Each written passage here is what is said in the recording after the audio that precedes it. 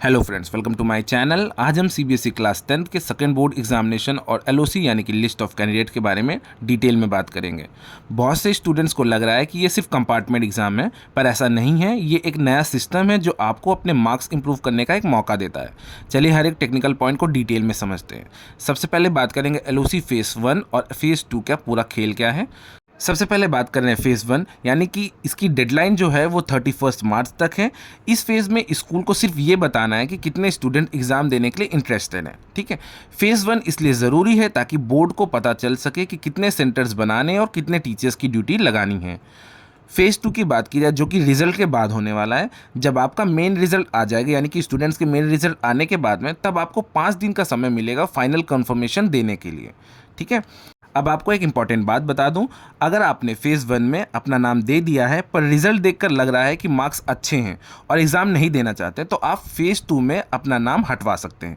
अब बात करेंगे सब्जेक्ट की लिमिट्स और कॉम्बिनेशन के बारे में। तो मैक्सिमम 3 सब्जेक्ट्स ही आप चूज़ कर सकते हैं। आप ज़्यादा से ज़्यादा 3 सब्जेक्ट का ही इम्प्रूवमेंट भर सकते हैं। लैंग्वेज के रूल की बात करूं तो आप 3 में से सिर्फ एक ही लैंग्वेज जैसे कि हिंदी, इंग्लिश या पंजाबी या जो भी रीजनल लैंग्वेज है वही चूज़ कर सकते हैं, जिसमें से आपको सिर्फ एक ही लैंग्वेज चूज़ करनी होगी। मेन सब्जेक्ट्स की बात करूं तो आप चाहे तो तीनों में इन सब्जेक्ट्स ले सकते हैं, जैसे कि मैथ्स, साइंस, एसएसटी ले सकते हैं या फिर 2 मेन और एक लैंग्वेज को चूज़ कर सकते हैं। तो कॉम्बिनेशन आपको सब्जेक्ट का ऐसे ही रखना पड़ेगा। अब बात करेंगे मैथमेटिक्स के स्पेशल प्रोविज़न के बारे में। तो अगर आपने मेन एग्जाम में बेसिक्स मैथ लिया है तो सेकेंड बोर्ड एग्जामिनेशन में आप स्टैंडर्ड मैथ्स लेकर अपना लेवल बढ़ा सकते हैं। तो बच्चों के लिए खुशखबरी की बात है।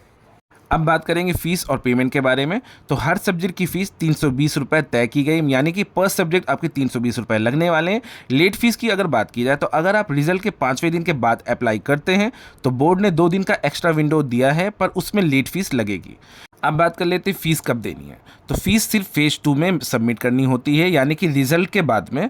रिफंड पॉलिसी की बात करूँ तो एक बार फेज़ 2 में फ़ीस भरने के बाद अगर आप एग्ज़ाम नहीं देते हैं तो फ़ीस आपकी वापस नहीं की जाएगी, नॉन रिफंडेबल रहेगी।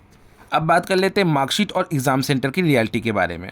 सिंगल मार्कशीट की बात की जाए तो आपको अलग अलग 2 मार्कशीट नहीं मिलेंगी, एक ही फाइनल मार्कशीट मिलेगी जिसमें आपके बेस्ट मार्क्स रिफ्लेक्ट होंगे। ठीक है, हार्ड कॉपी कब मिलेगी ये क्वेश्चन सबको है। तो फिजिकल मार्कशीट आपको सेकेंड बोर्ड एग्जामिनेशन के रिजल्ट आने के बाद ही दी जाएगी। सेंटर चेंज की बात की जाए तो क्योंकि स्टूडेंट कम होते हैं इसलिए सेंटर दूर पड़ सकते हैं और सेंटर चेंज करने की कोई भी रिक्वेस्ट एक्सेप्ट नहीं की जाएगी। तो फ्रेंड्स, एट द लास्ट मैं आपको यही एडवाइस दूंगा कि अगर आपको थोड़ा सा भी डाउट है तो 31 मार्च तक फेज़ 1 में अपना नाम ज़रूर दे दें। पैसा भी नहीं देना है पर आपकी सीट रिजर्व हो जाएगी। तो इस वीडियो के लिए सिर्फ इतना ही था। अगर आपको वीडियो अच्छी लगी हो, इन्फॉर्मेटिव लगी तो please like and subscribe to my channel. अगर आपकी कोई भी कन्फ्यूजन तो आप कमेंट बॉक्स में मुझसे पूछ सकते हैं। मिलते हैं नेक्स्ट वीडियो में। Thanks for watching.